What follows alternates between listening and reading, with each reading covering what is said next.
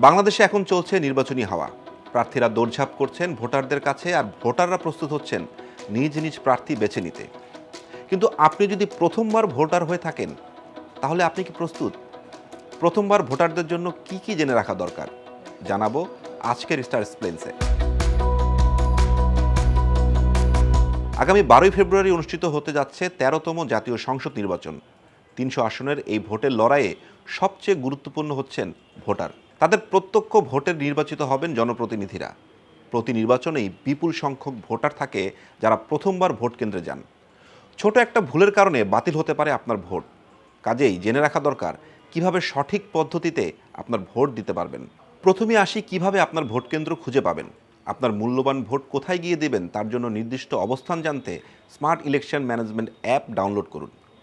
এরপর আপনার মোবাইল নম্বর, বয়স এবং এনআইডি নম্বর দিন। সাথে সাথে আপনার ভোটার তথ্য, ভোট কেন্দ্রের অবস্থান সম্পর্কে জানতে পারবেন।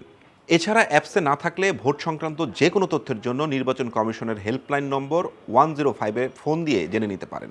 সকাল 7:30 থেকে বিকাল 4:30 পর্যন্ত যে কোনো সময় আপনি ভোট দিতে পারবেন। তবে মনে রাখতে হবে, বিকাল 4টার পর গেলে ভোট দিতে পারবেন না। এখন নিশ্চয়ই মাথায় আসছে ভোট দিতে গেলে কি লাগবে। নির্বাচনের দিন আপনার কেবলমাত্র ভোটার স্লিপ লাগবে। ভোটার স্লিপে ভোটারের নাম এবং সিরিয়াল নম্বর থাকে। সাধারণত স্থানীয় ওয়ার্ড কাউন্সিলরের অফিস থেকে এই ভোটার স্লিপ বাড়ি বাড়ি পৌঁছে দেওয়া হয়।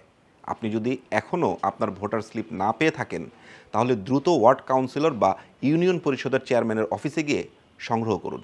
ধরে নেই আপনি ভোট কেন্দ্র খুঁজে ঠিক সময় মতো চলে গিয়েছেন। হাতে রয়েছে ভোটার স্লিপ। এখন নিশ্চয়ই ভাবছেন কিভাবে ভোট দেবেন। ব্যাপারটা খুবই সহজ, বুঝিয়ে বলছি।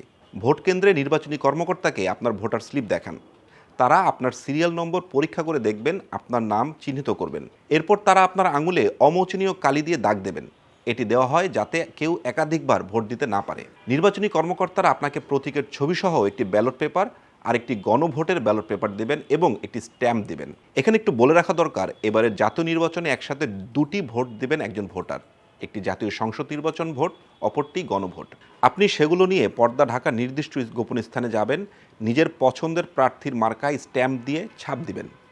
আপনি ছাড়া আর কেউ থাকবে না বা দেখবে না আপনি কাকে ভোট দিচ্ছেন। স্ট্যাম্প দিয়ে ছাপ দিয়ে ব্যালটটি ভাঁজ করতে হবে। নির্দিষ্ট নিয়মে লম্বালম্বি ভাঁজ করবেন যাতে ব্যালটে আপনার দেওয়া স্ট্যাম্পের কালি অন্য প্রতীকে না লাগে। তারপর আপনার হাতে থাকা ব্যালটটি বাক্সে ফেলুন। ব্যাস, হয়ে গেল আপনার ভোট। পুরো প্রক্রিয়ায় কোথাও দ্বিধায় পড়লে ভোট কেন্দ্রের নির্বাচনী কর্মকর্তাকে জিজ্ঞেস করতে পারেন, তারা আপনাকে সাহায্য করবে।